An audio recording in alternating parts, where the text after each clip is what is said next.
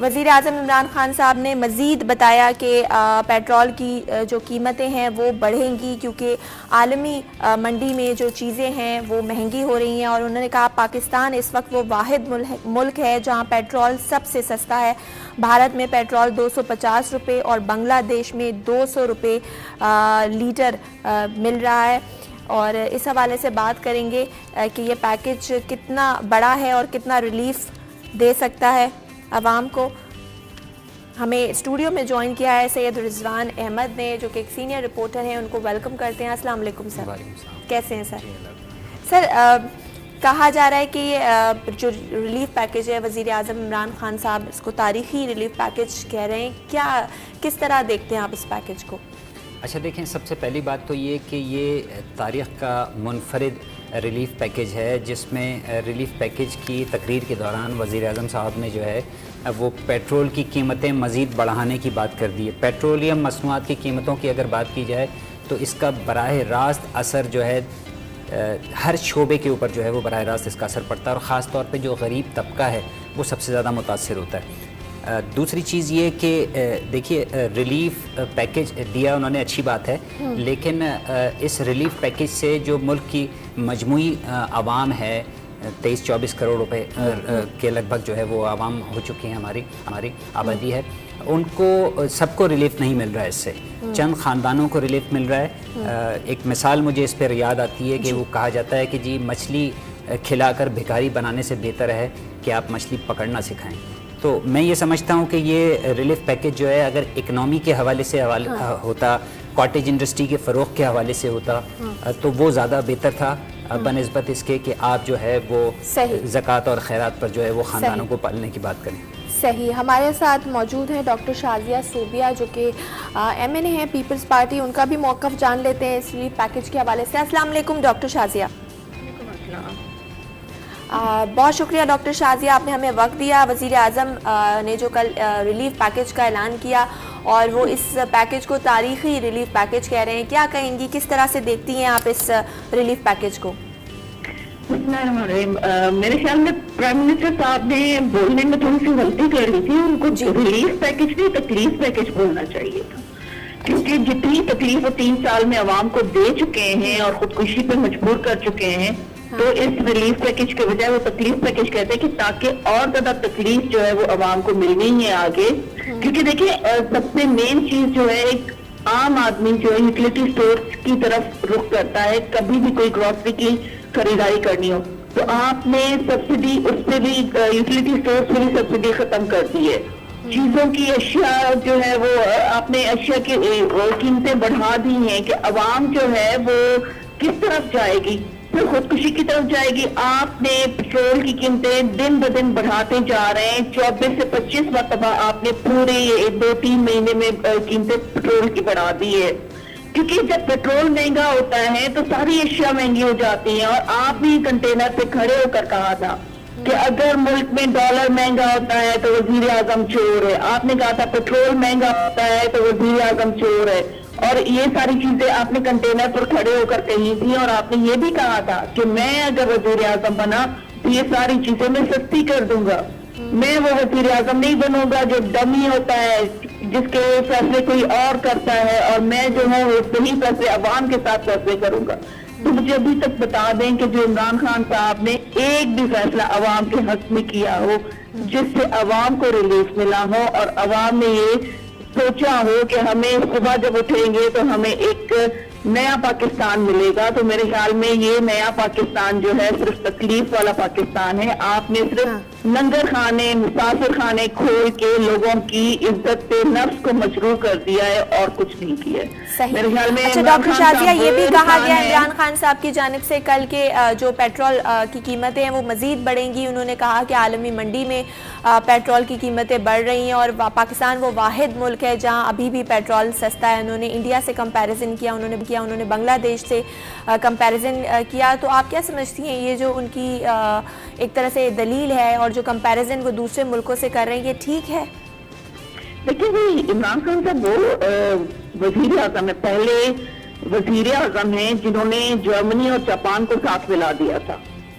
तो ये चीजें तो उनके लिए कंपैरिजन करना तो उनके लिए बहुत आसान है। जी, ये देखें कि कंपैरिजन करते हुए क्या वो आवाम को रिलीफ दे रहे हैं। कंपैरिजन तो वो बहुत करते हैं। कंपैरिजन तो उन्होंने एक आम आदमी की और अपनी तनख्वाह की भी की थी। एक आम आदमी की उन्होंने 20,000 डेली वेजेस की तनख्वाह बढ़ाई और अपनी उन्होंने कहा था कि मेरी तो 2 लाख में भी गुजारा नहीं होता। अब आप ये बताएं कि उनकी 2 लाख में गुजारा ना होने पे हर बजट में उनके पैसे बढ़ते जा रहे हैं। और अभी जो बजट उन्होंने पेश किया, अपना चौथा बजट पेश किया, उसमें भी वजीर आजम साहब और सदर साहब की तनख्वाहें बढ़ी हैं। क्या आम आवाम की तनख्वाह बढ़ी? आलमी मार्केट में आप मुझे ये बताएं कि 2010 जब पाकिस्तान पीपल्स पार्टी की गवर्नमेंट थी, 2010 में फ्लड भी आए थे और भी प्रॉब्लम्स थी। आलमी मार्केट में जो पेट्रोल की प्राइस थी या तेल की कीमतें थी वो आसमान से बातें कर रही थी। लेकिन पीपल्स पार्टी की गवर्नमेंट थी और जनाब आसिफ अली जरदारी साहब की क़यादत में वो बोझ अवाम के ऊपर नहीं डाला गया, बल्कि 2010 में ये आपके पास मीडिया में भी रिकॉर्ड पर होगा और ये पाकिस्तान की तारीख के रिकॉर्ड में भी है कि उस मुश्किल वक्त में भी अवाम की पेंशन भी बढ़ी थी और सैलरी भी बढ़ी थी और जितनी भी आलमी मार्केट में पेट्रोल की प्राइसेस थी वो बोझ अवाम पे नहीं डाला गया था। तो हम भी कंपैरिजन कर सकते थे कि भाई आलमी मार्केट में इतना चल रहा है तो हम भी बढ़ा सकते थे, लेकिन वो चीज हमें अवाम की तकलीफ का एहसास था और पाकिस्तान पीपल्स पार्टी हमेशा अवाम की बात करती है, अवाम की तकलीफ की बात करती है। तो मेरे ख्याल में वो चीज अगर कंपेयर करना है ना तो इमरान खान साहब को 2010 और अभी 2021 को कंपेयर करें कि आलमी मार्केट में तब क्या प्राइस थी और अब क्या प्राइस है। सही। ये चीज अच्छा डॉक्टर शाजिया, आप क्या समझती हैं? जी, आप क्या समझती हैं जो वजीर आजम इमरान खान साहब जब हुकूमत में नहीं आए थे तो बड़े बड़े उन्होंने दावे किए, जैसे 1 करोड़ नौकरियों की बात की गई थी, घरों की बात की गई थी, 50 लाख घर तो नहीं बना सके, हाँ मुसाफिर खाने खोल दिए उन्होंने, लंगर खाने खोल दिए, नौकरियां नहीं दी। तो क्या समझती है, नाकिस पॉलिसीज़ हैं या जब वो हुकूमत में नहीं थे उन्हें बड़े बड़े जो उन्होंने प्लान्स बनाए थे उसको इम्प्लीमेंटेशन जो नहीं कर पाए, उसकी वजह क्या है? देखिए जी, मैं ये कहना चाहूंगी कि बड़ा बोल डब्बा गोल। आप कंटेनर पर खड़े होकर जो कहते थे ना कि मेरे इतने सारे लोग हैं, 200 लोगों की टीम है, मुझे सिर्फ वजीर आजम बनने दे, मुझे कुर्सी मिलने दे, मैं सब कुछ ठीक कर दूंगा, 90 दिन में करप्शन सही कर दूंगा, 100 दिन में नौकरियां भी मिल जाएंगी, 1 करोड़ नौकरियां भी मिल जाएंगी, 50 लाख घर भी मिल जाएंगे। लेकिन जितने घरों को आपने मसवार किया है, जितने, हाँ सिर्फ अपना एक बनी गाला का घर उन्होंने रेगुलराइज किया, बाकी सारे घरों को उन्होंने मसवार करवाया, बेघर किया लोगों को, 1 करोड़ से ज्यादा 2 करोड़ से ज्यादा लोगों को उन्होंने बेरोजगार कर दिया और अपने ही दोस्तों को नवाजा, जो बाहर से उन्होंने बुला के उनको किसी को मिनिस्टर बनाया, किसी को स्पेशल एडवाइजर बनाया, किसी को कुछ किया और अपनी बहन अलीमा बाजी को एमनेस्टी देकर जो उनकी दुबई की जायदादें थी, जो उनकी लंदन की जायदादें थी, उनको भी रेगुलराइज करवा दिया। तो देखिए ये अपने लिए अपनी कुर्सी बचाने के लिए, क्योंकि उनको पता है कि हम सिलेक्ट होकर आए हैं, अगली दफा हमारा कोई चांस नहीं है। बाई इलेक्शन में आपने रिजल्ट देख लिया कि जिस तरह से अवाम ने उनको रिजेक्ट किया है, तो उनको नहीं लगता कि वो दोबारा इस तरफ आ सकते हैं। तो वो जितना लूटना चाहते हैं पाकिस्तान को, वो इस दौर में अपने में लूट के जाना चाहते हैं। ना तो वो कहते हैं कि मैं सादिक और अमीन हूँ, वो सादिक और अमीन होंगे क्योंकि सुप्रीम कोर्ट ने उनको टाइटल दिया है, लेकिन उन्होंने जो अपने एटीएम रखे हुए हैं, जो उन्होंने अपने लिए लोग रखे हुए हैं लूटने के लिए, वो मेरे ख्याल में उनको इतना घर चला लेते होंगे कि उनको जरूरत नहीं है खुद कोई करप्शन करने की। उनकी बहन जो है वो बहुत शुक्रिया, ठीक है से बन जी, बहुत शुक्रिया। डॉक्टर शाजिया सोबिया हमारे साथ मौजूद थी, उन्होंने अपना मौक़िफ़ भी पेश किया। रिजवान साहब भी मौजूद हैं स्टूडियो में। जी रिजवान साहब, इस जो पाकिस्तान एहसास प्रोग्राम जो पैकेज है, नो डाउट कि इसमें बहुत सारी फ्लॉज भी हैं, लेकिन एक तरफ देखा जाए तो 120 अरब रुपए के जो पैकेज का ऐलान है, क्या इससे किसी को भी फ़ायदा नहीं होगा? जो हम बिला सूद 40 लाख ख़ानदानों को कर्ज देने की बात कर रही है की गई है इसमें, या फिर किसानों को जो कहा गया है कि 5 लाख तक वो कर्ज ले सकते हैं बिला सूद, तो आप समझते हैं कि बिल्कुल किसी को रिलीफ नहीं मिलेगा इससे? अच्छा देखिए, इसमें सबसे बड़ी चीज़ ये है कि शफाफियत जो है वो सबसे अहम सवाल रहा है। अब तक इस किस्म के जो भी रिलीफ पैकेजेस आए हैं हुक्मरानों की जानिब से, इमरान खान की जानिब से हों या माजी की हुकूमतों में, लेकिन सबसे बड़ी चीज़ जो आती है वो आती है चेक एंड बैलेंस। उसमें अक्सर जो है वो हमने ही ये ख़बरें रिपोर्ट की हैं कि अंदर बाटे रेवड़ी अपनों अपनों को उसमें जो असल मुस्तहक हैं या वो नौजवान तबका है जो कि मुल्क की तामीर और तरक्की के हवाले से उसके जहन में कोई स्कोप है, कोई काम करना चाहता है, तो उनको डिलीवर नहीं हो पाता। और माजी में भी ये चीज़ें सामने आती रहीं, रिपोर्ट होती रहीं कि जो मुस्तहक हैं वो बदस्तूर मुस्तहक ही रहे, महरूम रहे, और जो इसके वसाइल हैं वो कहीं और यूज़ हो गए। जहाँ तक इस रिलीफ पैकेज की बात है तो इस रिलीफ पैकेज को जो ज़्यादातर उसमें अमल दरामद होगा वो यूटिलिटी स्टोर्स के ज़रिए होगा। यूटिलिटी स्टोर्स की अगर शहर कायद की बात की जाए तो यहाँ पे तो एक तो 3 करोड़ के लगभग ये आबादी है शहर की। यहाँ पे यूटिलिटी स्टोर्स की वो तादाद नहीं है जिसमें बासानी आवाम जा सकें और अर्जा नरखों पर अशिया की जो है वो ख़रीदारी कर सकें। इसके साथ साथ जो सबसे ज़्यादा और बड़े पैमाने पे शिकायत आती हैं वो यूटिलिटी स्टोर्स में जो उनका अमला है, उनकी मुबैना मिली भगत से जो अशिया खुर्दनोश हैं वो बाला जो है फ़रोख्त कर दी जाती हैं और आम सारिफ को जो है उससे फ़ायदा नहीं मिलता। जबकि इसके साथ साथ शराइत भी आयद कर दी जाती हैं। मिसाल के तौर पर अगर आपको 2 किलो चीनी लेनी है तो उसके लिए लाजमी आपको 200-300 रुपए की दूसरी ख़रीदारी भी करनी है। तो ये इस तरह आवाम को रिलीफ फराम नहीं किया जा सकता। अगर आप चाहते हैं, देखें जो कौमें बहुत तेज़ी से सडनली जिन कौमों ने तरक्की की है उन्होंने अपनी जो कॉटेज इंडस्ट्री है उसके फ़रोग़ पे काम किया। घर घर सनतें लगाने की ज़रूरत है, लोगों को रोज़गार देने की ज़रूरत है, अपना जो इम्पोर्ट बिल है अशिया की दरामद जो है वो कम करने की ज़रूरत है और बरामदात को बढ़ाने की ज़रूरत है। इस जानिब जो है वो काफ़ी तवज्जो देने की ज़रूरत है जो ताहाल हमें जो है वो दिखाई नहीं दी है। सही। तो रिजवान साहब आप क्या समझते हैं, ये जो रिलीफ पैकेज की तो हमने बात की, लेकिन एक तरफ इमरान खान साहब ने ये भी कहा कि आगे भी जो पेट्रोलियम मसनूआत हैं उनकी कीमतों में इजाफा किया जाएगा, और वो आराम से बता रहे थे कि ये मैं अभी पहले से बता रहा हूँ क्योंकि हमें अपना खसारा भी पूरा करना है, हमारा खसारा बहुत बढ़ रहा है। और आलमी मार्केट की उन्होंने बात की कि इंटरनेशनली हर जगह जो है वो कीमतें बढ़ रही हैं, तो ये इस बात से आप अग्री करेंगे उनकी? अच्छा देखें, पड़ोसी ममालिक की जो मिसाल दी है वज़ीर आज़म साहब की जानिब से कि वहाँ के मुकाबले में पाकिस्तान में इस वक्त भी पेट्रोलियम मसनूआत जो हैं वो सस्ती हैं, लेकिन जो आमदन है, आम आदमी की आमदन है, उसका मवाजना जो है उनकी जानिब से पेश नहीं किया गया।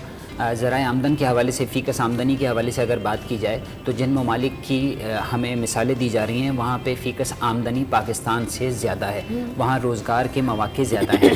तो जब हम बात करते हैं तो एक तरफ़ा नहीं होनी चाहिए, दोनों साइड को लेके चलना चाहिए कि जी हमारे ज़राए आमदन क्या हैं, फ़ीकस आमदनी क्या है, उसका रेशो क्या है और कीमतें क्या हैं। कीमतों का मवाजना सिर्फ करने से जो है वो असल हक़ाइक़ पर पर्दा नहीं डाला जा सकता। आपको यहाँ पर लोगों के ज़राए आमदन जो है वो बढ़ाने के इक़दाम उठाने की ज़रूरत है, ज़्यादा से ज़्यादा रोज़गार के मौक़े पैदा करने की ज़रूरत है। और इस सतह पर बहुत काम होना भी बाकी है जिस पे मेरे ख़्याल से तो 10% भी काम नहीं हो सका है अब तक मौजूदा गवर्नमेंट की जानिब से। तो यानी बजाय इसके कि वज़ीर आज़म साहब इस तरह की सब्सिडीज़ दें या फिर रिलीफ पैकेज का ऐलान करें, उनको लोगों को रोज़गार देने चाहिए, या जो महंगाई है सबसे बड़ा मसला, जो कीमतें अशिया खुर्दनोश की कीमतें जो इतनी बढ़ गई हैं उसको एटलीस्ट कंट्रोल कर सकें। लेकिन वो तो अभी से इंदिया दे रहे हैं कि चीज़ें और महंगी होंगी, पेट्रोल बढ़ेगा, तो कहाँ जा रहा है ये मुल्क की? किस तरह एक आम आदमी का गुजारा होगा? क्या सब कर्जे लेना शुरू कर दें और क्या करेंगे? देखिए बहुत सारी मामलात हैं जिसमें सडनली जो है वो एक्शन लेने की ज़रूरत है। आप अपनी इकनॉमी को बेहतर बनाने के लिए सबसे पहला काम आपको ये करने की ज़रूरत है कि आप अपनी दरामदात जो हैं उनको महदूद करें। उस पे जो है वो चेक एंड बैलेंस की ज़रूरत है। जब आपकी दरामदात कम होंगी तो लामहला आपकी जो अपनी मैन्युफैक्चरिंग है उसकी खपत जो है वो बढ़ेगी। इस तरह लोगों के रोज़गार में भी इजाफा होगा। फिर उसके बाद ये है कि अगर आप कॉटेज इंडस्ट्री पे तवज्जो देते हैं, चाइना को आप देख लें, चाइना में घर घर में कुछ ना कुछ तैयार हो रहा होता है, कहीं मोबाइल फ़ोन, कहीं बैटरीज वगैरह और दीगर चीज़ें। तो कॉटेज इंडस्ट्री को आप फ़रोग़ दें। कॉटेज इंडस्ट्री के हवाले से मिनी पाकिस्तान अगर हम कराची की बात कर लें तो यहाँ पे जो कॉटेज इंडस्ट्री हैं वो हुकूमत की जानिब से कायम करदा तो नहीं है, लोगों ने ख़ुद जो है वो कारोबार शुरू कर दिया है। लेकिन आप इंतहाई अफसोस के साथ ये कहना पड़ता है कि उस कॉटेज इंडस्ट्री को हुकूमत की सरपरस्ती हासिल होने के बजाय जो हुकूमत की नाअहली है उसका सामना है। कहीं जो है वो बल्दियाती मसाइल का सामना है, कहीं टैक्सेस की मद में, कहीं दीगर जो कायदे कवानीन वो इस कदर सख्त हैं कि वो कॉटेज इंडस्ट्री का क़याम जो है आम आदमी के लिए एक ख्वाब बना हुआ है। इन मामलात को बेहतर करने की ज़रूरत है, तो एक होगी, इकनॉमी बेहतर होगी तो आम आदमी भी खुशहाल होगा। सही, बिल्कुल। अब बात करेंगे अब NCOC की, जिसने जो सफरी पाबंदियां हैं उसमें मज़ीद जो है नरमी कर दी है। वो क्या है उसके बारे में डिटेल में बात करेंगे, लेकिन इस ब्रेक के बाद।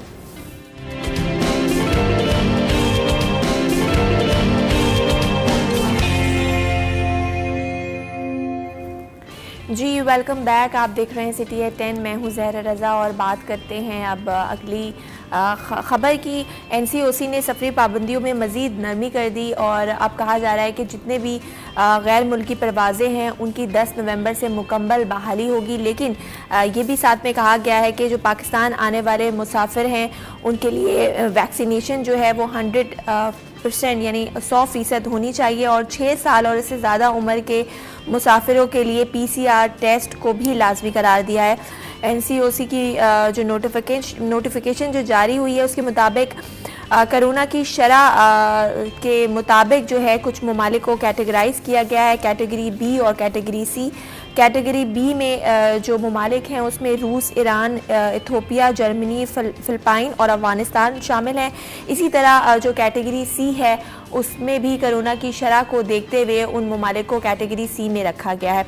इस बारे से बात करते हैं। जी रिजवान साहब, NCOC की जानिब से मज़ीद जो है नरमी कर दी गई है, लेकिन ये कहा जा रहा है कि PCR टेस्ट लाजमी करार दिया है जो 6 साल से ज़्यादा उम्र के अफराद हैं, बच्चे। देखिए, कोरोना जो है वो एक हकीकत है, अब इससे कोई इनकार नहीं है कि ये बीमारी जो है वो बहुत पूरी दुनिया को इसने मुतासिर किया है। लेकिन जाहिर सी बात है कि ज़िंदगी का पहिया रवां दवां रखने के लिए रास्ता भी जो है कुछ ना कुछ ढूंढना पड़ रहा है जी। तो इस सूरत हाल में अगर इस फैसले को देखा जाए तो बहुत अच्छा फ़ैसला है, क्योंकि इस सयाहत का फ़रोग़ जो है वो बहुत ज़रूरी है पाकिस्तान के लिए। पाकिस्तान की जो इकनॉमी की सूरत हाल है उसको अगर मद्देनज़र रखा जाए तो हमें ज़र मुबादला की बहुत ज़्यादा ज़रूरत है और इसमें एक बड़ा किरदार होता है सयाहों का, जो कि पाकिस्तान आते हैं और यहाँ पे सयाहत के फ़रोग़ से जो है पाकिस्तान को जो है वो ज़र मुबादला मिलता है। और जो मौजूदा सूरत हाल है, इस सूरत हाल में तो ये कहा जा सकता है कि ये इंतहाई खुशाइन फ़ैसला है। लेकिन जो माजी में भी हमने देखा कि लीकेजेस थी, उसका ख़ात्मा करने की ज़रूरत है। वो मुसाफिर जो पाकिस्तान आए उनके प्रॉपर जो है वो तमाम तिब्बी मुआयने होने चाहिए। उसके बाद जो है वो उनको पाकिस्तान में किसी भी मकाम पर या किसी भी जगह पर ट्रैवल करने की इजाज़त होनी चाहिए। लेकिन टेस्ट उनका लाजमी हो, ऐसा ना हो कि इस वबा का दोबारा फैलाव इस मुल्क पर हो। अब हम और ख़ास तौर पे पाकिस्तान की जो आवाम है वो इस बात की मुतहम्मिल नहीं हो सकती कि हम मज़ीद लॉकडाउन की तरफ जाएँ। बिल्कुल आपने सही कहा। और रिजवान साहब, जो ममालिक बताए गए हैं उसमें कुछ कैटेगरीज भी बनाई हैं B और C, जहाँ पर कोरोना की शरह अगर ज़्यादा है तो आप क्या समझते हैं कि जो हाई रिस्क ममालिक हैं, मतलब जहाँ कोरोना की शरह ज़्यादा है, मज़ीद क्या सख्तियाँ होनी चाहिए उन ममालिक के लिए? देखिए, इस सिलसिले में वो जो जैसा कि ख़ुद कहा गया है फैसले में कि जो मुसाफिर होंगे उनके मुख्तलिफ जो टेस्ट हैं वो होना लाजमी है या वैक्सीनेटेड हों वो। तो इस बारे में जो है क्योंकि हमारे वतन अज़ीज़ में भी बदकिस्मती कह लें इसको कि हमने कई ऐसे केस यहाँ कराची में भी रिपोर्ट किए कि जिसमें वैक्सीनेशन लगाए बग़ैर जो है वो सर्टिफिकेट्स के इजरा जो है वो सामने आए। तो ये भी चेक करने की और देखने की ज़रूरत है कि जो उनके सर्टिफिकेट्स हैं वहाँ पे वैक्सीनेशन के, वो उसके साथ साथ जो तिब्बी मुआयना है उस पर भी तवज्जो देने की ज़रूरत है कि आया इस शख्स ने जो सर्टिफिकेट पेश किया है कहीं वो ऐसा तो नहीं कि वो फ़ेक हो और वो शख्स किसी मर्ज़ का शिकार हो जो कि फिर हम इससे जो है उसमें सफ़र करें मुश्किलात में। तो इसलिए चेक एंड बैलेंस जो है वो सख्त करने की ज़रूरत है, ख़ास तौर पे एयरपोर्ट्स पर।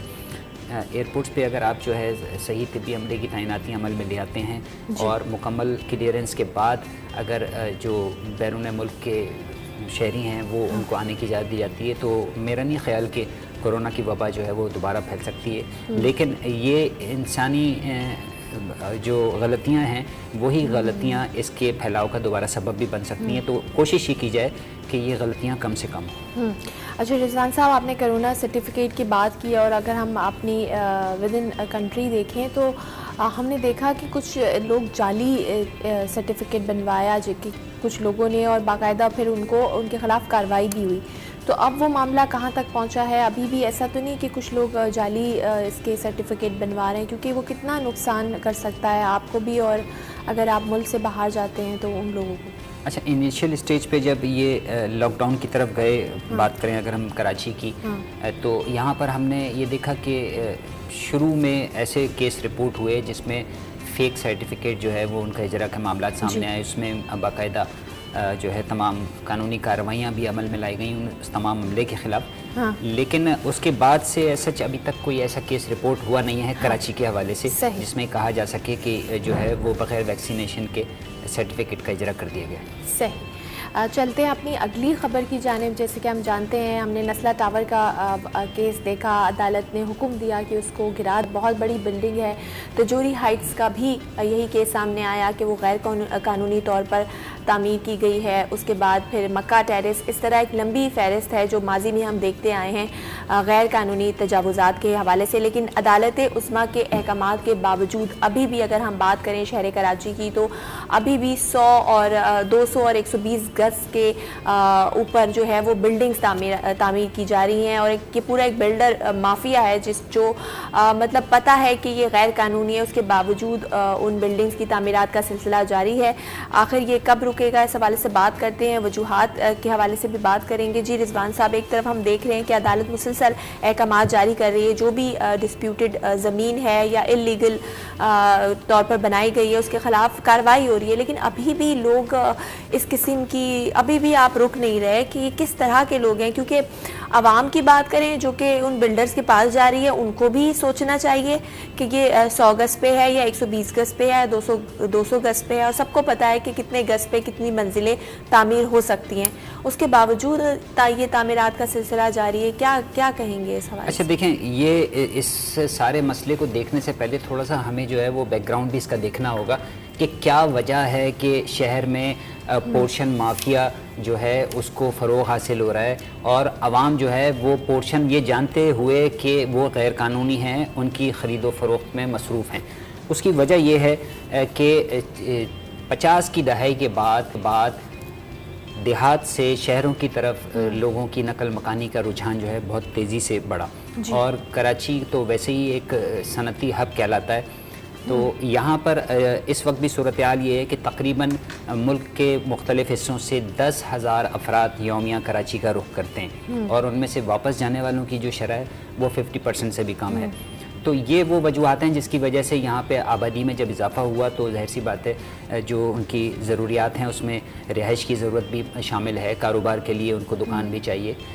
तो इस हवाले से होना ये चाहिए था कि जो हुकूमती सतह पर विफाक या सूबा जो है वो रिहायशी प्रोजेक्ट्स मुतारिफ कराए। 10 साल से ज़ायद का अरसा गुजर चुका है, कोई सरकारी सतह पर ऐसा रिहायशी प्रोजेक्ट मुतारिफ नहीं कराया जा सका है। दूसरी जानिब जो कानूनी काम हैं उसमें भी पेचीदगियाँ आ रही हैं। आबाद के साबिक ज़िम्मेदार हैं, उनसे हमारी बात हुई थी, उनका ये कहना है कि जो कानूनी NOC हैं उनके इजरा में बेइंतहा ताख़ीर की जाती है, ताख़ीरी हरबे इस्तेमाल किए जाते हैं, जिसकी वजह से गैर कानूनी काम जो है उसका फ़रोग़ हासिल होता है, और रिश्वत सतानी की वजह से ये सिलसिला बदस्तूर जारी है। 65,000 से ज़ायद शहर में जो पोर्शन है वो कायम कर दिए गए इमारतों पर 120 गज से लेके 200 गज तक के प्लॉट्स पर, और इनकी जो बुलंदी है वो 6 से 8 मनाजिल तक कर दी गई है। कहा यह जा रहा है कि खुदा न खास्ता अगर अर्थक्वेक आता है शहर में तो बहुत वसी पैमाने पर जो है तबाही और ज़रा झटका भी आता है, क्योंकि ज़ाहिर है जब आप 80, 100 या 120 गज पे 4-4, 5-5 मंजिला इमारत तामीर कर देंगे तो वो तो फिर नहीं ठहर पाएगी। और ये एक तो रिजवान साहब बिल्डर माफिया है जो ये बना रहे हैं इमारतें, लेकिन जो इनको अलाउ कर रहे हैं SBCA Sindh building control authority का किरदार कहाँ है? वहाँ जो लोग हैं कैसे अप्रूवल मिल जाती है, लीज़ कैसे मिल जाती है? SBCA में या KDA में MDA को ले लें, LDA को ले लें, इन डिपार्टमेंट्स में बड़े पैमाने पर इस्लाहात की ज़रूरत है। यही तो जो आप नहीं समझते कि इन लोगों के खिलाफ कार्रवाई भी होनी चाहिए? हम देखते हैं कि जो इमारत गैर कानूनी तौर पर बना दी जाती है उसके खिलाफ तो कार्रवाई फौरन हो जाती है। देखिए, अभी आपने एक लेकिन लफ्ज़ उन इस्तेमाल लोगों किया, के खिलाफ कार्रवाई होगी तो ये चीज़ रुकेगी? बिल्कुल आपने एक जुमला इस्तेमाल किया, बिल्डर माफिया। हाँ मैं इस चीज़ के ख़िलाफ़ हूँ। उसकी वजह यह है कि जो मेरी रिसर्च है वो ये कहती है कि बिल्डर जो हैं वो एफएल साइट मुतारिफ़ कराते थे। बहुत से ऐसे मंसूबे मौजूद हैं, अलकरम स्क्वायर है, लाजम स्क्वायर है, गुलिस्तान जौहर में आप राबिया सिटी देख लें। ये एक ऐसे बड़े मेगा प्रोजेक्ट्स थे जो कि कामयाब प्रोजेक्ट साबित हुए और लोगों ने वहाँ पे रहते हुए जितने उसमें सरमायाकारी की थी मेरे ख्याल से वो उनको वसूल भी हो चुकी है। लेकिन कहने का मकसद ये है कि इन सरकारी इदारों की जानिब से बिल्डर्स को जो एनओसीज़ हैं, कानूनी एनओसीज़ के इजरा में ताख़ीरी हरबे इस्तेमाल किए गए, जिसकी वजह से उनके प्रोजेक्ट्स डिले हुए, आवाम का एतमाद कम हुआ और ये फ्रॉड के मामला जो है वो सामने आना शुरू हुए, जिसकी वजह से आवाम का एतबार उनसे कम हुआ और बड़ी एफएल साइट जो है वो बनना शहर में तकरीबन बंद हो चुकी हैं। उसके बाद जो बिल्डर हैं उन्होंने छोटे पैमाने पर काम का आगाज़ किया, मजबूर किया गया उनको गलत काम करने के लिए। उन्होंने छोटे प्लाटों को परचेज़ किया और परचेज़ करके उस पर जो है वो पोर्शन माफिया जो है वो वजूद में आई और उसके बाद जिसकी वजह से शहर भर का इंफ्रास्ट्रक्चर, ख़ास तौर पे ज़ेर ज़मीन इंफ्रास्ट्रक्चर न सिर्फ ये कि तबाह बर्बाद हो गया बल्कि शहर में दर्जनों दीगर ऐसे मसाइल भी जन्म लेने लगे हैं जिसका अजाले के लिए अब बाकायदा सुप्रीम कोर्ट को और सिंध हाई कोर्ट को भी मैदान में आना पड़ा है। जब वो हुकूमत में आएंगे तो सबसे पहले पुलिस रिफॉर्म्स और जुडिशल रिफॉर्म्स लाएंगे, लेकिन अफसोस के साथ अभी तक हमने कोई रिफॉर्म नहीं देखा है। क्या कहेंगे रिजवान साहब, ये जो एक पुलिस एहलकार है जो कि एक मतलब हमें तहफ़्फ़ुज़ देने के लिए और मुल्क से या शहर से जराइम को ख़त्म करने के लिए अगर वही जो तहफ़्फ़ुज़ देते हैं वही शराब की बोतल हाथ में लिए धुत रहेंगे तो हम किसके पास जाएंगे? अच्छा, ये देखिए, ये वाक़या भी कोई नया नहीं है। इससे पहले भी पुलिस एहलकारों के ऐसे कई जो किस्म के इक़दामात हैं वो सामने आते रहे हैं जिसमें काफ़ी तज़लील हुई है महकमा पुलिस की भी और सुबकी का सामना रहा है हुकूमत सिंध को भी। इसमें दो पहलू हैं। पहली चीज़ तो ये कि प्रॉपर जो है वो ट्रेनिंग हमारे एहलकारों की जो है वो नहीं की जाती। दूसरी चीज़ ये कि उनको जो मराहत हैं इस हवाले से जो उनकी ड्यूटी टाइमिंग है वो 12-12 घंटे होते हैं। बाज़ मकामात पे तो हम देखते हैं कि बाज़ मौक़ों पर उनके स्टैंड 2 लग जाते हैं। स्टैंड 2 का मतलब ये होता है कि जब तक आला अफसरान उनको इजाज़त ना दें वो घर नहीं जा सकते। तो ये एक साइकोलॉजिकल असर भी होता है। हर इंसान की बॉडी जो है वो एक लिमिट तक जो है वो काम कर सकती है, उसके बाद उसको भी आराम की ज़रूरत होती है।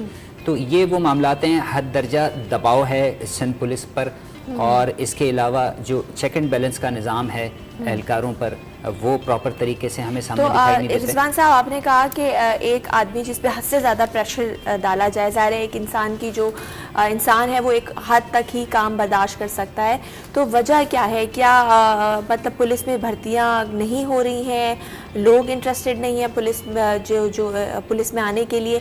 क्यों इतनी लंबी लंबी ड्यूटीज़ हैं और फिर उसके बाद छुट्टी भी नहीं है जिसके बायस जो है वो उन पर दबाव बढ़ता है और फिर वो इस तरह के काम में मुलव्वस पाए जाते हैं? ये देखिए, पुलिस रिफॉर्म्स की जो बात की जाती है उसमें यही किया जाता है कि वो तमाम अमूर जो है वो प्रॉपर तरीके से हों। पुलिस जो है वो सियासी दबाव से आज़ाद हो। बदकिस्मती से ऐसा नहीं हो सका है। हमारे यहाँ होता ये है कि VIP कल्चर जो है वो बहुत ज़्यादा है। पुलिस एहलकारों की अगर आप देखें कि एक कोई मिनिस्टर होगा या वज़ीर या मुशीर होता है तो उसके साथ 8-8, 10-10 पुलिस एहलकार, पुलिस मोबाइलें आगे पीछे प्रोटोकॉल के साथ जा रही होती हैं। उन एहलकारों को उस वक्त तक जो है वो छुट्टी नहीं मिलती है जब तक उस मिनिस्टर, उस मुशीर की मसरूफियत ख़त्म नहीं होती। इसी तरह अगर थानों की सतह पर आप देख लें तो थानों की सतह पर जो हेड मॉरर हैं या दीगर मुंशी हैं वो एक तरह से उन्होंने थानों में अपनी सल्तनत कायम कर रखी होती है। वो एहलकारों से इस हद तक जो है वो काम लेते हैं। जो उनके नापसंदीदा एहलकार होते हैं उसकी कैटेगरी अलग होती है और उनको इस हद तक तंग किया जाता है कि वो लामहला या तो नशे की तरफ माइल होते हैं या फिर वो जो है अपनी फ्रस्ट्रेशन आवाम पर उतार रहे होते हैं। तो इस सारी चीज़ पर कंट्रोल करने की ज़रूरत है। इस्लाहात की जो बात की गई है वो थाना कल्चर में इस्लाहात लाना बेहद ज़रूरी हो गया है और यही वजह है कि आवाम को जो है वो सही मायनों में इंसाफ की फरहमी मुमकिन नहीं हो रही। आज भी जो एक शहरी है वो थाने का नाम सुनकर जो है अनजाने खौफ का शिकार होता है। वो मुकदमा किसी वाक़े की इत्तला देने के लिए थाने जाने का रुख करने से कतराता है। उसकी वजह यही है कि वहाँ पे जब वो जाता है तो उसको एक हंसता मुस्कुराता चेहरा उसको वेलकम करता हुआ नहीं मिलता, बल्कि वही लठमार लहजे वाला जो एक पुलिस एहलकार उससे ट्रीट करता है, जिसकी वजह से वो घबराहट और परेशानी। सही, बिल्कुल सही कहा। यही वजह है रिजवान साहब के एक आम आदमी अगर उसको उसके घर में कोई वारदात हो जाए, कोई मोबाइल स्नैचिंग हो जाए, कुछ भी, तो वो थाने जाते हुए डरता है। और ये जो थाने का कल्चर है, ये खौफ एक आम आदमी, एक आम शहरी को वहाँ ले जाते हुए नहीं ले जाता वहाँ पर। और आपने जैसे रिफॉर्म्स की बात की, पुलिस रिफॉर्म्स, पुलिस में इस्लाहात होने की ज़रूरत है। और जिस हिसाब से कराची की आबादी है, मेरे ख्याल से पुलिस की नफरी जो अभी मौजूदा नफरी है वो इतनी बड़ी आबादी के लिए काफ़ी नहीं है। उसमें और भर्तियाँ होनी चाहिए और स्किल्ड और ट्रेंड जो लोग हैं वो आने चाहिए। चलते अपनी की जाने बात करेंगे डेंगू मच्छर के हवाले से। और सिंध भर में डेंगू मच्छर के जो वार हैं और कराची के मुख्तलिफ इलाकों में वो बढ़ते जा रहे हैं। और गुज़िश्ता 24 घंटों में जो है वो 40 अफराद में डेंगू की तस्दीक हुई है। ये भी एक वबा की शक्ल इख्तियार करता जा रहा है। और अगर बात की जाए, हमारा जो हेल्थ सिस्टम है वो इतना इस काबिल नहीं है, क्योंकि एक और पहले ही हमें कोरोना वबा का सामना है। और अगर इस तरह से केसेस बढ़ते जाएंगे तो फिर कहीं हमारा हेल्थ सिस्टम कोलैप्स ना कर जाए। जी रिजवान साहब, पहले ही हमें एक वबा का सामना है, बड़ी मुश्किल से हम उसको कंट्रोल करने में जो है वो कामयाब हुए हैं। अब डेंगू भी की जो सूरत हाल है वो बिगड़ती जा रही है। क्या समझते हैं कौन ज़िम्मेदार है और इसको कंट्रोल कैसे किया जा सकता है? अच्छा देखिए, डेंगू का जो लार्वा है वो साफ़ पानी में जन्म लेता है। सबसे पहली चीज़ तो ये है कि Karachi water and sewerage board मैं ये समझता हूँ कि इसका सबसे बड़ा ज़िम्मेदार है। उसकी वजह यह है कि उनकी लाइन लीकेजेस पर शहर में कहीं पर भी तवज्जो नहीं दी जा रही है। फरामी आमी आपका मामला हो या निकासी आपका, जगह जगह हम देख रहे हैं कि शहर में गटर उबल रहे हैं, साफ़ पानी सड़कों पर बह रहा है। सोशल मीडिया इस हवाले से भरा हुआ होता है आवाम की कंप्लेन के हवाले से। तो सबसे पहले तो जो लाइन लीकेजेस है उसको हंगामी बुनियादों पर दुरुस्त करने की ज़रूरत है। और इस डेंगू की जो वबा है ये बिल्कुल कोरोना की तरह, इसको तमाम इदारों को वन रूफ तले आना होगा, मिलकर इसके लिए जदोजहद करनी होगी। महकमा सेहत की आपने बात की, तो महकमा सेहत को चाहिए कि वो रेवेन्यू अफसरान और बल्दियाती जो मुलाजमीन हैं उनकी मदद और रहनुमाई से जो है वो स्प्रे मुहिम, मौसर स्प्रे मुहिम चलाएं। स्प्रे मुहिम चल तो रही है, KMC की जानिब से आगाज़ किया गया है, अगरचे वो शहर में जिस हिसाब से शहर फैला हुआ है उस हिसाब से तो वो ऊँट के मुंह में ज़ीरा के मुतरादिफ है। इसमें यूनियन कौंसिल या यूनियन कमेटी की सतह पर जो है स्प्रे मुहिम चलाने की ज़रूरत है।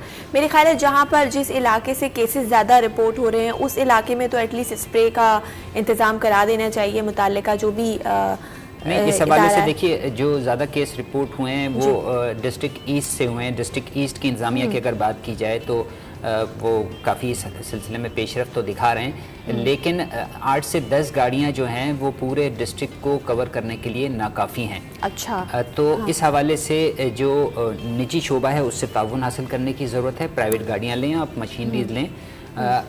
नेमतुल्लाह खान के दौर में जब वो कालिदम सिटी गवर्नमेंट के नाज़िम थे तो उस वक्त हर यूसी में एक स्प्रे मशीन जो है वो फराम की गई थी।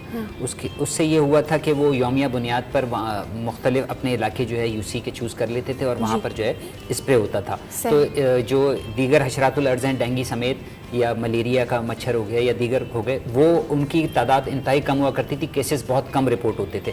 लेकिन जब से ये यूसी से मदद लेने का सिलसिला बंद हुआ है, डिस्ट्रिक्ट बने हैं और KMC वजूद में आई, उसके बाद हम ये देख रहे हैं कि सिर्फ़ और सिर्फ KMC जो है इस हवाले से कुछ एक्टिविटी करती है, अदरवाइज़ बाकी DMCs हो गई या आपकी यूनियन कौंसिल या कमेटियाँ हो गई, उनकी तरफ से कोई पेशरफ नहीं हो रही। यही वजह है कि ये मर्ज जो है वो दिन ब दिन बढ़ता जा रहा है। सही, बहुत शुक्रिया रिजवान अहमद साहब प्रोग्राम में तशरीफ़ लाए।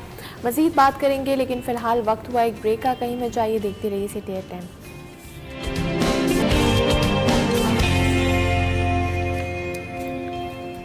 जी वेलकम बैक, आप देख रहे हैं सिटी एट 10। मैं हूं ज़हरा रज़ा और अब बात करेंगे आपकी सेहत के हवाले से, एक ऐसी बीमारी के हवाले से डिस्कस करेंगे जो कि बहुत ख़तरनाक समझी जाती है। बात कर रही हूँ मैं फालिज यानी स्ट्रोक की, और ये उन बीमारियों में समझी जाती है जिसका पूरी तरह इलाज अभी तक मुमकिन नहीं है, और अगर है भी तो बहुत ज़्यादा जो है वो मुकम्मल तौर पे पेशेंट जो है वो ठीक नहीं हो पाता, कुछ बेहतरी आती है। इसमें यह होता है कि आपके दिमाग का कुछ हिस्सा मुतासर होता है, जिसके बाद जिस्म का कुछ हिस्सा पैरालाइज हो सकता है, चाहे वो आपका हाथ हो, बाजू हो। लेकिन आपको बताएं कि कौमी इदारा बराए अमराज़े कल्ब NICVD ने पहला स्ट्रोक इंटरवेंशनल प्रोसीजर वहाँ पर सरअंजाम दिया है और ये एक कामयाब तजुर्बा रहा। आपको बताएं कि प्रोफेसर इरफान लुत्फ़ी जो हैं इंटरवेंशनल रेडियोलॉजिस्ट हैं, उन्होंने अपनी टीम के हमरा 48 साला खातून पर एक कामयाब प्रोसीजर किया, जो कि एक कामयाब तजुर्बा रहा। तो उनसे जानेंगे कि ये बीमारी एक तो है क्या, स्ट्रोक क्या है, इसकी अलामात क्या हैं, और अगर खुदा ना खास्ता किसी को स्ट्रोक हो जाए तो फौरी तौर पर इसका क्या इलाज मुमकिन है, और जो ये नया प्रोसीजर इंटरवेंशनल जो प्रोसीजर है वो क्या है, इस हवाले से जानते हैं। हमें ज्वाइन किया है डॉक्टर इरफान लुत्फ़ी ने, जो कि इंटरवेंशनल रेडियोलॉजिस्ट हैं। जी अस्सलाम वालेकुम सर।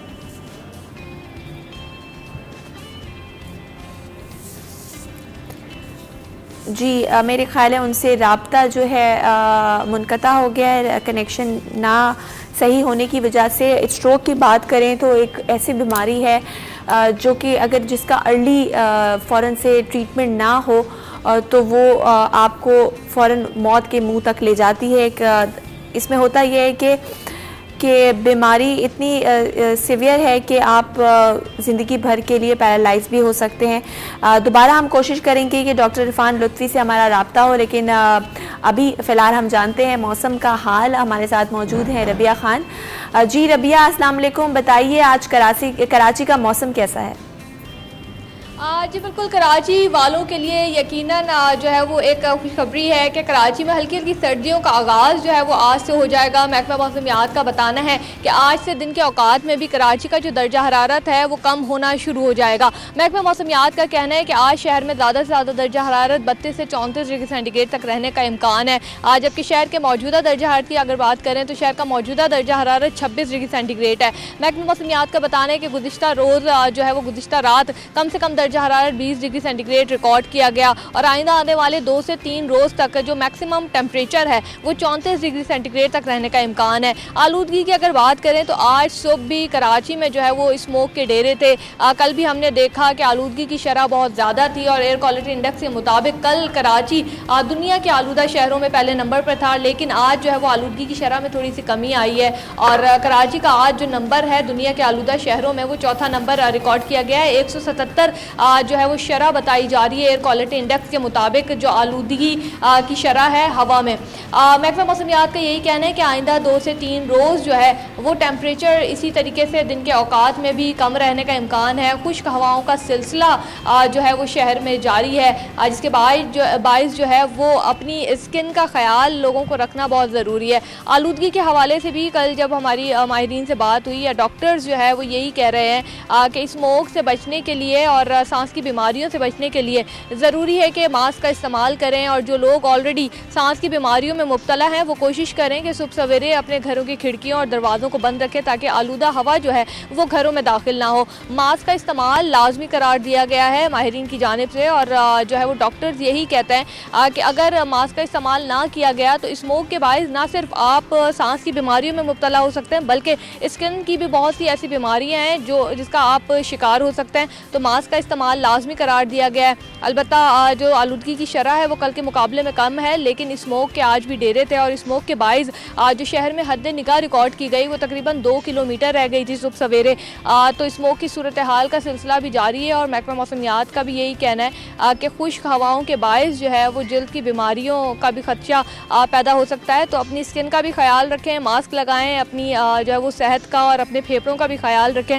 आइंदा आने वाले दिनों में वैसे दर्जा हरारत कम रहेगा, तो कराची वाले जो है वो दिन के औकात में भी जो गर्मी का सामना कर रहे थे वो अब नहीं रहेगा। जी सही, बहुत शुक्रिया रबिया ख़ान, हमें अपडेट कर रही थी वेदर के हवाले से। हम चलते हैं अपने मौजू की तरफ। बात कर रहे थे हम स्ट्रोक के हवाले से, फालिज के उन बीमारियों में इसका शुमार होता है जिसका इलाज मुमकिन नहीं है, और अगर इलाज है भी तो मरीज़ पूरी तरह ठीक नहीं हो पाता। लेकिन आपको बताएं कि NICVD कौमी इदारा बराए अमराज़े कल्ब की जानिब से एक प्रोसीजर स्टार्ट किया गया है जो कि इंटरवेंशनल प्रोसीजर है। इसका एक कामयाब तजुर्बा भी किया गया है।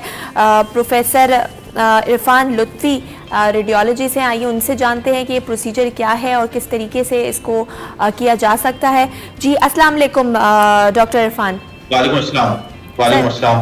सर कैसे हैं आप? बहुत शुक्रिया आपने वक्त दिया। सर स्ट्रोक फालिज की बात कर रहे हैं और फालिज एक बड़ी ही संगीन बीमारी है, तो आप मुझे बताइए ये जो प्रोसीजर है, इंटरवेंशनल प्रोसीजर, ये क्या है, किस तरीके से इसको किया जाता है और इसके बाद क्या मरीज कम्प्लीटली ठीक हो जाता है?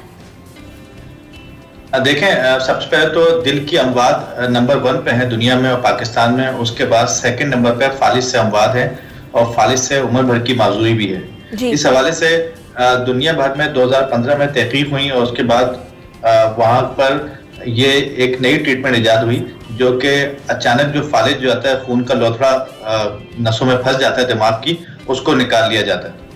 उस ट्रीटमेंट में सिर्फ इशू ये है कि एक तो ट्रेनिंग और दूसरा इशू ये है कि बहुत ही एक्सपेंसिव ट्रीटमेंट है, इलाज कराना मुमकिन नहीं है। हाँ। तो इसको मैं बहुत शुक्रगुजार हूँ सिंध गवर्नमेंट का कि उसने हमें ये अलाउ किया NICVD में कि हम फ्री ऑफ कॉस्ट सिंध में और कराची के अवाम के लिए ये फ्री ट्रीटमेंट प्रोवाइड करें।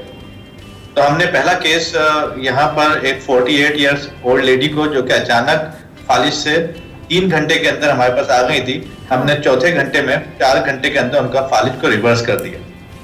सही। तो सर ये ऑपरेशन है जो आपने किया, ज़रा इस प्रोसीजर के बारे में मुझे मज़ीद बताइए। देखिए, ये ऑपरेशन नहीं है, इसमें कोई चीरा नहीं लगता, कोई ब्लेड इस्तेमाल नहीं होता। जस्ट लाइक एंजियोग्राफी, एक सुई लगती है ग्रोइन में, उस सुई के जरिए एक तार लेके जाते हैं और तार दिमाग की नस तक चले जाते हैं, वहां तक जहां पर क्लॉट फंसा हुआ है। उस जगह पे जाके उस क्लॉट को एक स्टैंड के जरिए फंसा के उस क्लॉट को बाहर निकाल लेते हैं। सही। अच्छा, ये जो आपने जिन खातून जिनकी उम्र 48 साल थी उन पे ये कामयाब प्रोसीजर किया है, तो पहले जब वो आपके पास आई तो किस कंडीशन में आई और अब उनकी हालत कैसी है? ये खातून जो है कार्डियक पेशेंट थी, इनकी एक हार्ट के अंदर एक मेटालिक वाल्व लगा हुआ था। अच्छा। और पहले भी NICVD आती रहती हैं वो। अच्छा। अपने दिल के इलाज के लिए। अभी कुछ अरसे पहले 4-5 दिन पहले वो अचानक उनको घर पे सीधा हाथ सीधा पांव उनका नाकारा हो गया, मूव नहीं कर रहा था और मुंह भी टेढ़ा हो गया। तो वो हॉस्पिटल NICVD उनके लिए जाना पहचाना हॉस्पिटल था, वो यहाँ पर आई और यहाँ पिछले महीने से ही स्ट्रोक ट्रीटमेंट का आगाज कर चुके थे। तो हमारे लिए बहुत ही आइडियल कैंडिडेट था कि 3 घंटे के अंदर आ गया। हाँ। हमने इसको फौरन CT स्कैन कराया, CT स्कैन में आइडेंटिफाई किया और आइडेंटिफाई करने के हम कैथ लैब में शिफ्ट किया और इनके दिमाग से हमने क्लॉट जो कि लेटेस्ट ट्रीटमेंट है उसके जरिए निकाल लिया। सही।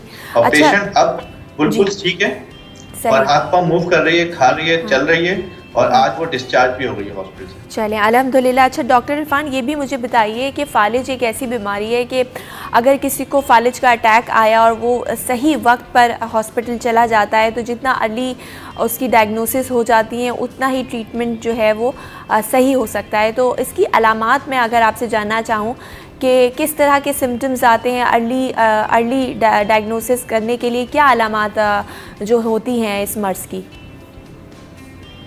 देखिए, ये बहुत अच्छा सवाल है और लोगों के लिए भी बहुत अहम है कि फालिज होता क्या है। अचानक, मैं हमेशा लफ्ज़ यूज़ करता हूं, अचानक अगर जिस्म का एक हिस्सा बेकार हो जाए आपका। हाँ। अचानक आपके जिस्म का एक हिस्सा, मतलब कि सीधे तरफ, ये दोनों तरफ नहीं होता, ये जिस्म के एक तरफ होता है फालिज। जी।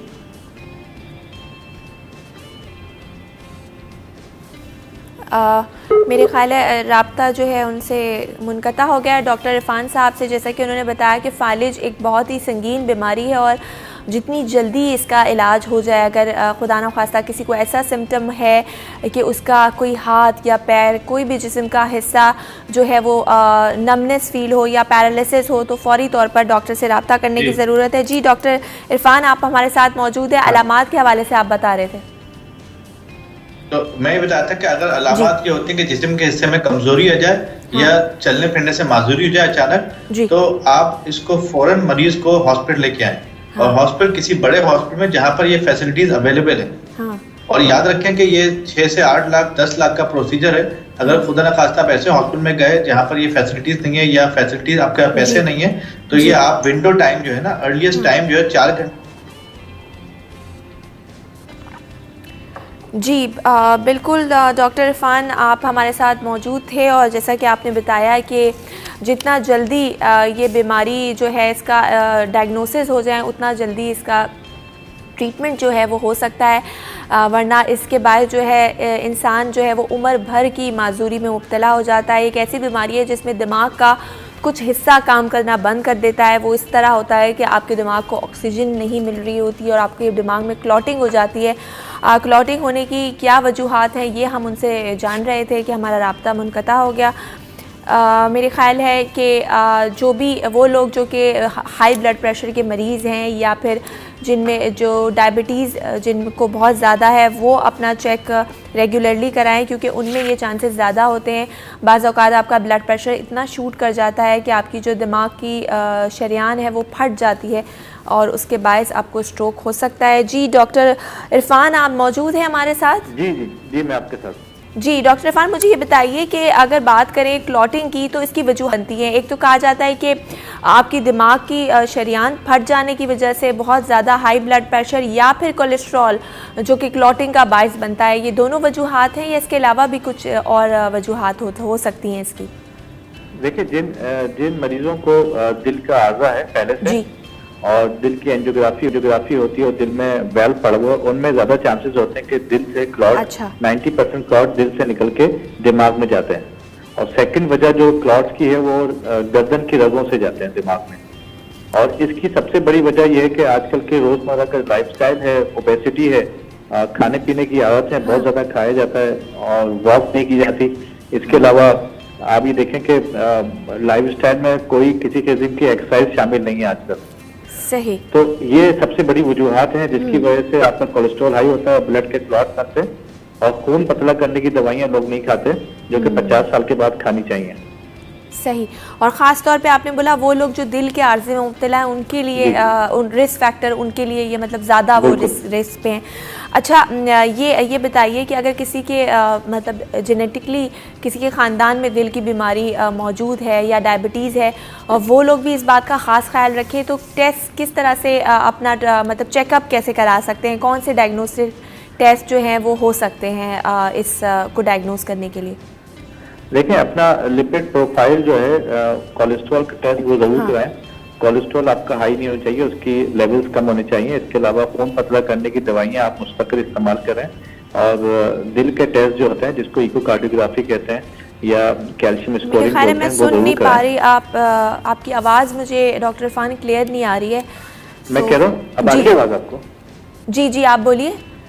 मैं कह रहा हूँ कि दिल के टेस्ट जो है इसमें इकोकार्डियोग्राफी है, कैल्शियम स्कोरिंग जरूर कराएं, खून पतला करने की दवाइयां इस्तेमाल करें। हाँ। इन चीजों से आपके खून गाढ़ा होने की सलाहियत कम हो जाती है। ठीक है, यानी आपने कहा वो लोग जो मोटे हैं या ओबिसिटी जिनको है, डायबिटिक हैं, वो लोग अपना लिपिड प्रोफाइल जो टेस्ट है वो रेगुलरली कराएं। अच्छा, ये भी बताइए डॉक्टर इरफान कि जो खातून का आपने जिक्र किया और आपने कहा कि वो सही वक्त पर जो है वो पहुंच गई और उनका ट्रीटमेंट हो सका, तो कितना टाइम पीरियड होता है इसके दौरान कि अगर खुदा न खास्ता आपको स्ट्रोक का अटैक आए तो मैक्सिमम कितने टाइम पीरियड में है कि आप अगर सही उस टाइम पहुंच जाएं तो आपका पूरा तरीके से इलाज मुमकिन है, और वरना उसके बाद ब्रेन जो है वो डैमेज हो जाता है? आइडियली जितना अर्लीस्ट आप हॉस्पिटल पहुंच के ट्रीटमेंट कराएंगे इतना ही अच्छे आउटकम्स हैं उसके, इतना ही अच्छा उसके रिजल्ट आएंगे। हम ये हमेशा बोलते हैं अपनी वीडियोस में भी और शेयर भी करते हैं कि 4 घंटे के अंदर पहुंच जाए हॉस्पिटल। अच्छा। और मैक्सिमम 6 घंटे।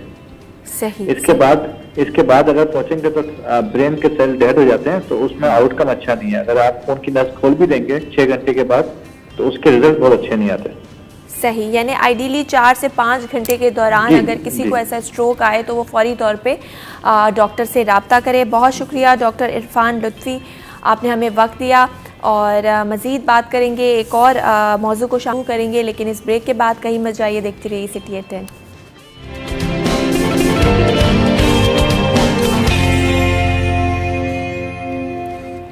जी वेलकम बैक। आप देख रहे हैं सिटी एट 10। मैं हूं ज़हरा रज़ा और चलते हैं अपने अगले सेगमेंट एक दिन एक नेकी की तरफ, जिसमें आज हम बात करेंगे रसूल सल्लल्लाहु अलैहि वसल्लम से मोहब्बत ईमान की अलामत है। तो आइए जानते हैं कि मुफ्ती अहमद अली हमें क्या पैगाम देने वाले हैं इस हवाले से।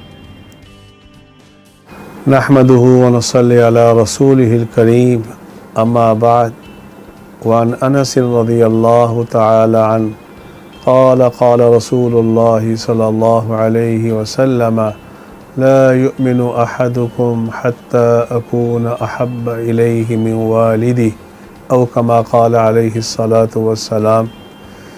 मेरे दोस्तों, बुज़ुर्गों, भाइयों, आज का मैसेज ये है, रसूल अकरम सल्लल्लाहु अलैहि व आलिहि वसल्लम की महब्बत ईमान की निशानी है। रसूलुल्लाह सल्लल्लाहु अलैहि वसल्लम की महब्बत ईमान की अलामत है। महब्बत तकाज़ा करती है कि हर अदा अपनाने की कोशिश की जाए।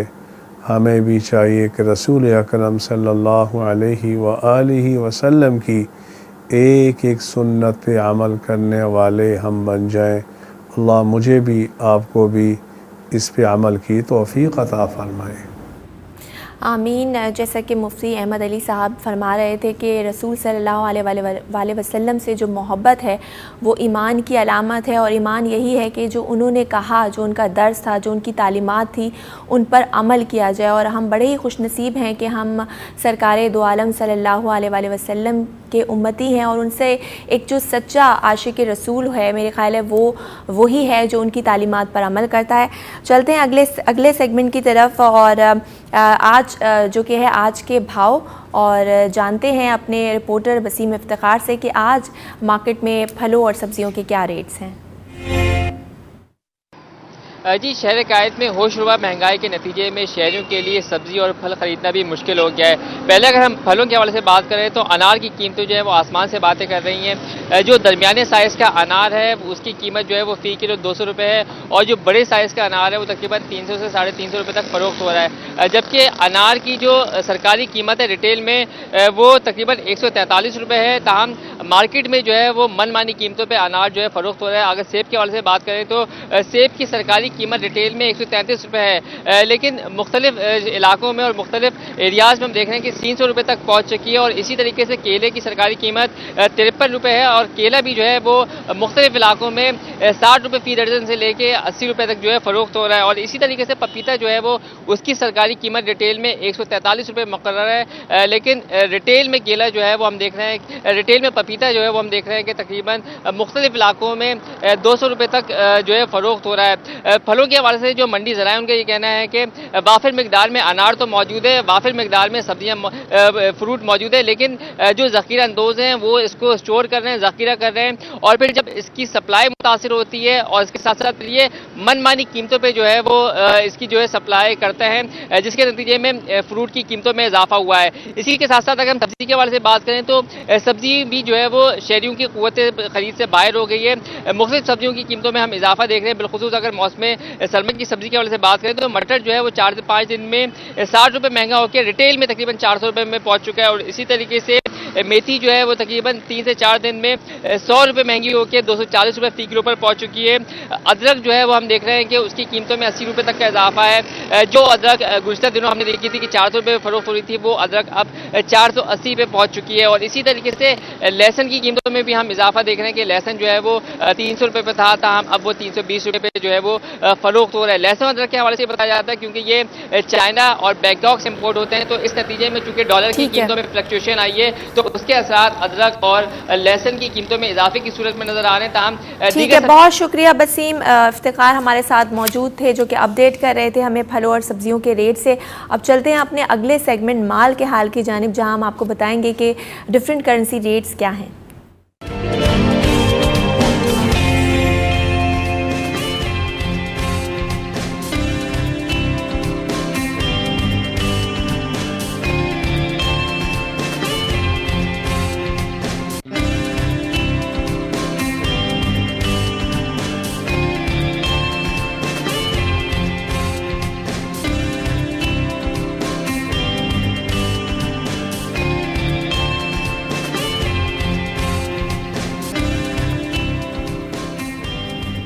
जी, ये तो थे करेंसी रेट जो कि आपने देखे, और मज़ीद बात करेंगे, और आप बात करेंगे इसके बाद फ़िटनेस के हवाले से, हेल्थ के हवाले से कि आप अपने आप को घर बैठे कैसे फ़िट और हेल्दी रख सकते हैं, लेकिन इस ब्रेक के बाद।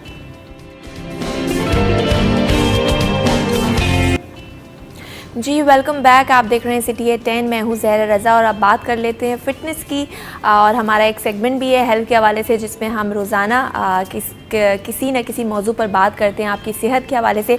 तो आज बात करेंगे फ़िटनेस के हवाले से कि आप अपने आप को फ़िट कैसे रख सकते हैं, हेल्दी कैसे रख सकते हैं, ख़ास तौर पे वो लोग जो कि ओबेसिटी का शिकार हैं, जो कि मोटे हैं और वो एक्सरसाइज नहीं कर पाते, बाज़ औक़ात किसी बीमारी की वजह से आपके जोड़ों में दर्द होता है, या वो ख़वातीन जो कि बाहर नहीं जा सकती, वो क्या डाइट प्लान यूज़ करें और किस तरीके से अपना वेट जो है वो रिड्यूस करें, ये हम जानेंगे। हमारे साथ मौजूद हैं उमर बिलाल अहमद जो कि फ़िटनेस कंसल्टेंट हैं, उनको वेलकम करते हैं। अस्सलाम वालेकुम उमर। वालेकुम अस्सलाम। कैसे हैं आप? अल्हम्दुलिल्लाह, मैं बिल्कुल ठीक ठाक।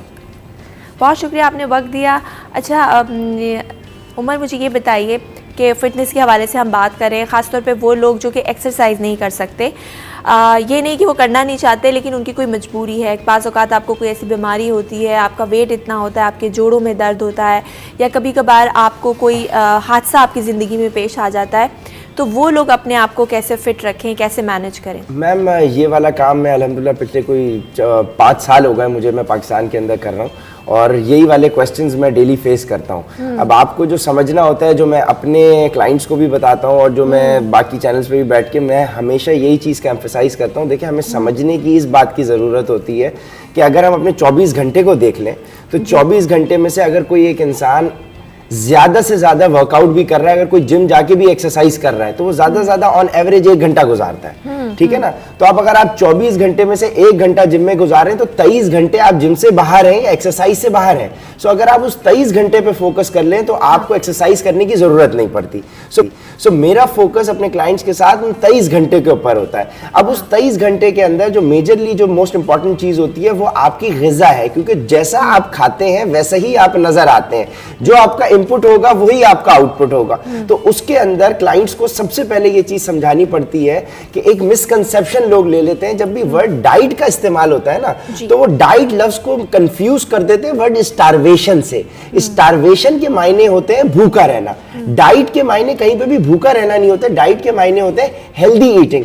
अब एक इंसान आपके लिए आपके गोल्स के अकॉर्डिंगली हेल्दी ईटिंग क्या है वो डिपेंड करता है। उसमें फिर क्लाइंट्स को ये बताना पड़ता है कि देखिए, कोई भी इंसान अगर आज दुनिया भर में कोई भी खाना पकता है तो उन खानों के अंदर बेसिक कुछ चीजें होती हैं, जैसे कि रोटी चावल का इस्तेमाल होगा, सब्जियों का इस्तेमाल होगा, गोश्त का इस्तेमाल होगा। वो गोश्त मुर्गी का हो सकता है, वो जो है आपका बकरे का हो सकता है, वो बीफ हो सकता है, वो आपकी फिश हो सकती है। साथ में दालों का इस्तेमाल होगा, साथ में तेल का इस्तेमाल होगा उसको पकाने के लिए, मसालों का इस्तेमाल होगा, दूध दही का इस्तेमाल होगा।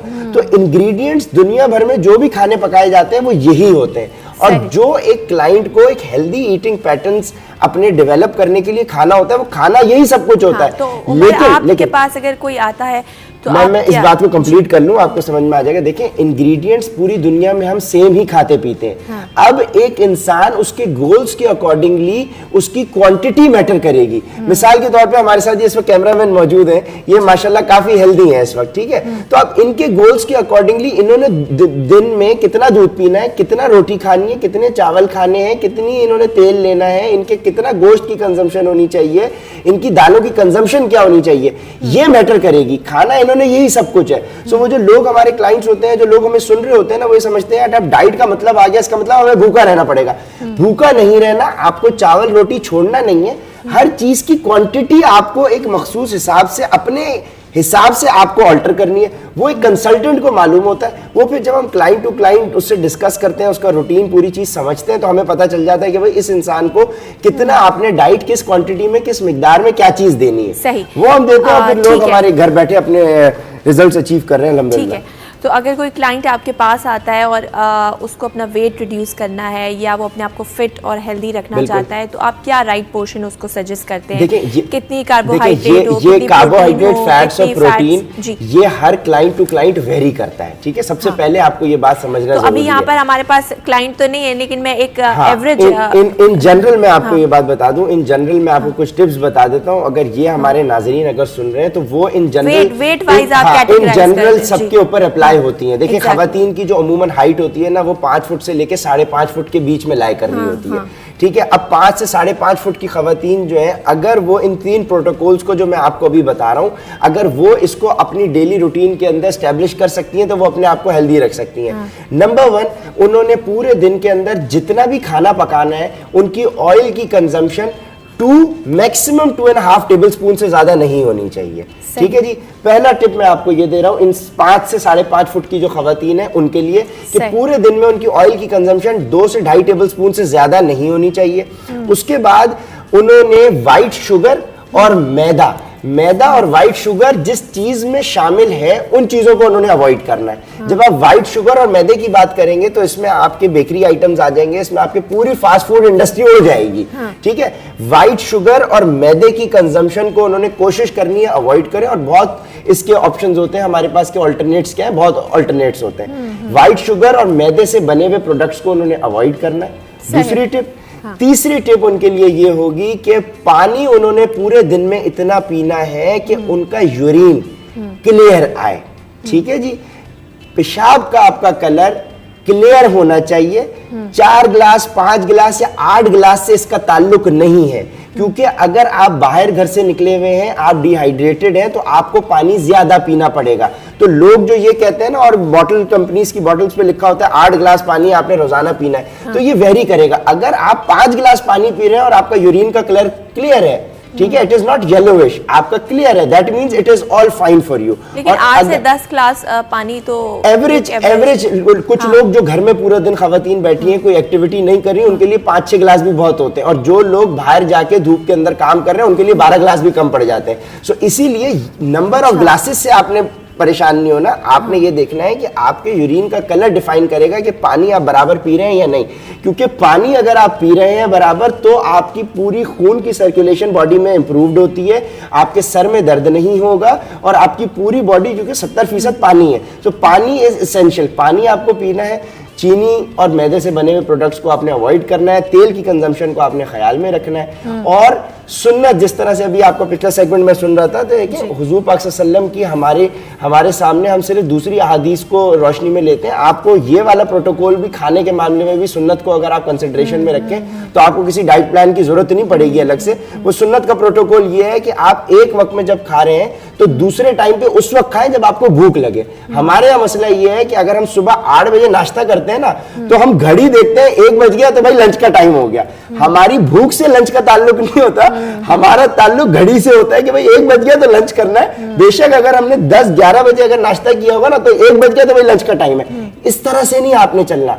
आपने सुबह नाश्ता कर लिया और अब आपका पेट आपको बता देगा कि भूख कब लग रही है। तो अब जब आपको भूख लगेगी तब आप खाना खाएंगे। जबरदस्ती उसके अंदर मजीद अगर आप इसी तरह से कंज्यूम किए चले जाएंगे तो फिर आपको कंट्रोल नहीं किया जा सकता। अच्छा उमर, मुझे ये भी बताइए कि आपकी, जब हम डाइट की हमने बात की, एक्सरसाइज की अगर हम बात करें तो ऑब्वियसली उसका भी बहुत रोल है। सिर्फ इसलिए नहीं कि हमारा वेट रिड्यूस हो जाए, हमारे सेहतमंद रहने के लिए हम हर किसी को वर्जिश करने की ज़रूरत है। तो हमारे यहाँ कॉन्सेप्ट है कि जो लोग मोटे हैं सिर्फ वही वर्जिश करें, ऐसा नहीं है। तो वर्जिश को आप देखिए, देखिए हमारे यहाँ मसला, मेरी बहन, मैं आपको बताऊँ, हमारे यहाँ प्रॉब्लम सबसे ज़्यादा ये है कि हमारी आवाम जो है ना, पढ़ना लिखना जानती नहीं है, ना पढ़ना चाहती है। अब वर्जिश का मतलब ये नहीं है कि आप जो है उछलना कूदना शुरू कर दें या आप डंबल उठाना शुरू कर दें। आप अगर इधर से उठ के वहां जा रही हैं, आपका मसल मूव अगर हो रहा है तो वो वर्जिश ही है आपके लिए। आप यहां से उठ के वहां जा रही हैं। एक इंसान, एक मुसलमान अगर दिन में 5 वक्त की नमाज अगर खवातीन पढ़ सकती हैं, मर्द हजरात मस्जिद जाके पढ़ सकते हैं, तो मस्जिद जाने में, आने जाने में उनके कितनी वॉक हो जाएगी। मस्जिद में जब वो खड़े होंगे, पूरी हमने इसके ऊपर एक शो किया था कि नमाज, जो औरतें घर में काम करती हैं वो उनकी नहीं होती है, क्योंकि एक हार्ट रेट होता है जो आपके लेवल ऊपर से जाता है, तब आपका। अगर आपको ज्यादा मालूम है तो फिर आप मेरी जगह आ जाए, मैं आपकी जगह आ जाता हूँ। मेरी बहन, मैं फिटनेस कंसल्टेंट हूँ। बट ये तो नहीं है ना कि आप घर के काम कर रहे हैं, क्योंकि एक हार्ट रेट जो होता है वो आप उससे जब वो ऊपर जाता है तभी आपका जो फैट रिड्यूस होता है। तो फिर मैं इस पे यही कहता हूँ कि आपको माशाल्लाह सब पता है, तो फिर आप कर लें ये तभी तो बैठी हुई पूछ रही हूँ। जब आप मुझसे पूछ रही हैं तो मैं आपको ये बात बता रहा हूँ कि मेरी बहन, अब आप मुझे एक बात आप कह रहे हैं कि घर में जो भी काम कर रहे हैं और वर्जिश की जरूरत नहीं है। मैं इसलिए बता रहा हूँ क्योंकि मेरे साथ 20,000 प्लस क्लाइंट्स का एक्सपोजर है। मैं आपको साइंटिफिक बेसिस के ऊपर बता रहा हूँ। अब आप सुने कि क्यों आपने बात की। फैट के सेल को ब्रेक करने के लिए ऑक्सीजन की रिक्वायरमेंट होती है। ऑक्सीजन का मतलब होता है, अब हमारी दो अप्रोचेज आ जाती हैं, दो किस्म की एक्सरसाइजेज होती हैं, एक एरोबिक एक्सरसाइजेज होती हैं और एक एनारोबिक होती हैं। एरोबिक का मतलब है presence of oxygen. Fat cells को ब्रेक होने के लिए ऑक्सीजन की रिक्वायरमेंट होती है। एरोबिक एक्सरसाइजेज वो होती हैं, वो एक्सरसाइजेज जिसमें आप अगले से, अगर वो एक्सरसाइज आप कोई सी भी ऐसी एक्टिविटी आप कर रहे हैं जिसमें आप अगले से बात कर रहे हैं और आपका सांस नहीं टूट रहा, अगर आप स्लो वॉकिंग कर रहे हैं, मैं आपके साथ वॉक के ऊपर निकल जाऊं और मैं आपसे इजी होकर बात करूं कि मेरी सांस ना टूटे, तो इसको एरोबिक एक्सरसाइजेस कहते हैं। एरोबिक एक्सरसाइजेस रिक्वायर्ड होती हैं आपके फैट सेल को ब्रेक करने के लिए, और इसमें आपका हार्ट रेट 60 से 70% तक होता है। दूसरी होती है एनएरोबिक एक्सरसाइजेस, जिसके अंदर मेरी आपसे बात करते हुए सांस टूटेगी। ज़हरा ठीक है, ये अगर मेरी सांस आपसे बात करते हुए टूट रही है, इसका मतलब मैं एनएरोबिक जोन के अंदर हूं। वहां पे बॉडी एनएरोबिक जोन में कार्बोहाइड्रेट्स को यूज करती है एनर्जी प्रोड्यूस करने के लिए, और एरोबिक जोन के अंदर आपकी बॉडी ऑक्सीजन की मदद से फैट सेल्स को ब्रेक करके आपकी एनर्जी प्रोड्यूस करती है। अब आपको ये तो मैंने बता दिया। अब आप ये बोलेंगे कि फैट बॉडी में स्टोर कैसे होता है, तो ये भी लोग सुन लें। कार्बोहाइड्रेट्स की एक्सेस आपकी बॉडी में फैट्स स्टोर हो जाते हैं। मिसाल के तौर के ऊपर, मैं पूरे दिन में जितनी एक्टिविटी कर रहा हूं, मुझे 1 किलो चावल खाने की जरूरत है। अगर मैं 1 किलो चावल खाऊंगा और उतनी मेरी एक्टिविटी है, तो नो प्रॉफिट नो लॉस होगा, मेरी बॉडी में कोई चीज स्टोर नहीं होगी। अगर मैं 1.25 किलो चावल खाऊंगा तो मेरे दिन की एक्टिविटी के हिसाब से बॉडी 1 किलो चावल को बर्न कर देगी, और वो जो 1.25 के करीब मैंने चावल थोड़ा सा 250 ग्राम ज्यादा खाया है, वो मेरी बॉडी में स्टोर हो जाएगा। So carbohydrates are not bad for an individual.